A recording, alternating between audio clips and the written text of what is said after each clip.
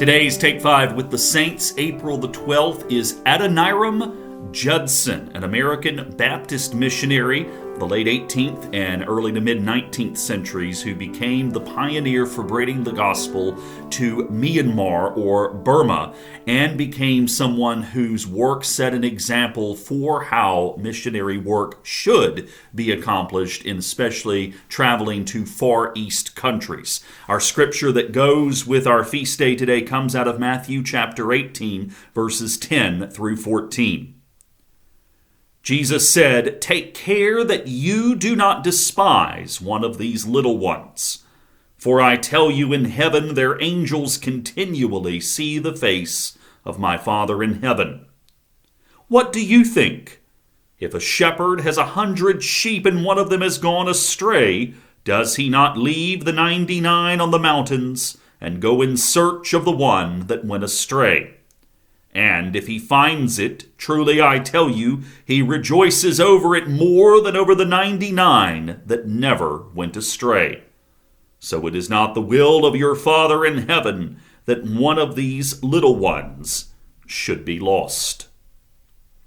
These words were some of the words that convicted Adoniram Judson at a very young age to be called to missionary work to make sure that not one person within his grasp would fail to hear and to be able to experience the message of the gospel. He was born in the late 18th century, around the time of the Revolutionary War, and from a very early age was a man regarded as, a young boy, I should say, at that time regarded both as gifted in his faithfulness and also in his intellectual ability. He graduated from what was then the College of Rhode Island, which is now Brown University, born into a Congregationalist family, going through all of his studies and remaining a Congregationalist and a Baptist throughout the course of his life. Of course, a lot of folks, Episcopalians, may ask, well, why is he in the Episcopal calendar of saints? Because it is what his ministry entailed that gives us an example for all of us to emulate in the faith, in his work of how to carry out and bring the gospel to people who have not heard it. So from an early age, at 1811, he was around 26 at that time, the American Board of Commissioners for Foreign Missions appointed him as a missionary to the East. Early in 1812, just before he set sail, he married his wife Anne, and they set sail, stopping in India before arriving in Burma. As they were arriving, or as they were traveling, and upon their arrival finally in 1813, they had been studying for nearly 3 years, learning the Burmese languages and some of the native dialects of some of the regional tribes that were in Burma. One of the great examples of his missionary work was the fact that he did not find instant success. It's a reminder to us the church and life in general, of course, does not always produce instant results. He struggled to make any converts to the faith. It was, in fact, 2 or 3 years before he even had his first convert. And really, by the time he had been there for around 5 or 6 years, he could count maybe a couple of dozen converts to the faith and essentially one worshiping community.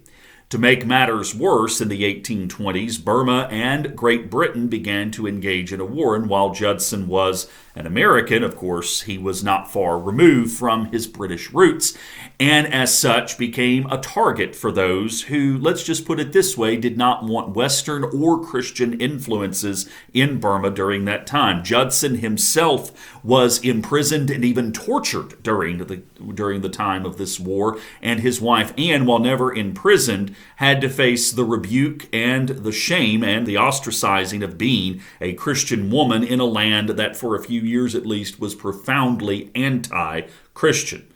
But once the war came to an end, Judson was released, and he made a goal for himself. He said, within the next year, I'd like to try to make 100 converts to the faith.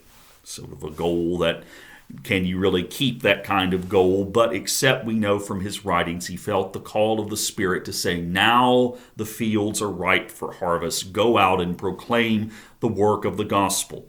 Well, not only did he get his 100, after the war was over, seemingly interest in Christianity took a spike. He converted thousands over the next few years and established churches all over the Burmese countryside and in the cities. What's more, Judson was also, being an intellectual linguist by trade, translated the Bible into the Burmese language, and also was created a Burmese grammar book that still today is considered one of the staples for Westerners in learning how to speak the Burmese language. He died in 1850, and by the time of his death, Adoniram Judson had established communities of worship in the hundreds all across Burma. His role as a missionary is one in which, like has been kind of a broken record in this series, is one in which faithfulness, respect of the people to whom he was witnessing and sharing the gospel, learning their languages, their customs, their rituals, and being able to proclaim the gospel in context of those things was what led him to have the success that he did. And most importantly, of course, his deep and abiding faith that God was with him and had called him to offer the power of the witness to Jesus Christ in a land that for sure was very resistant to it for a while, but ultimately became one in which the seeds were planted, and Christ's love to this day continues to be proclaimed in many churches, including a number of Episcopal congregations throughout the land of Myanmar today. Thanks for joining me. Look forward to seeing you for our next Take 5 with the Saints tomorrow. Take care.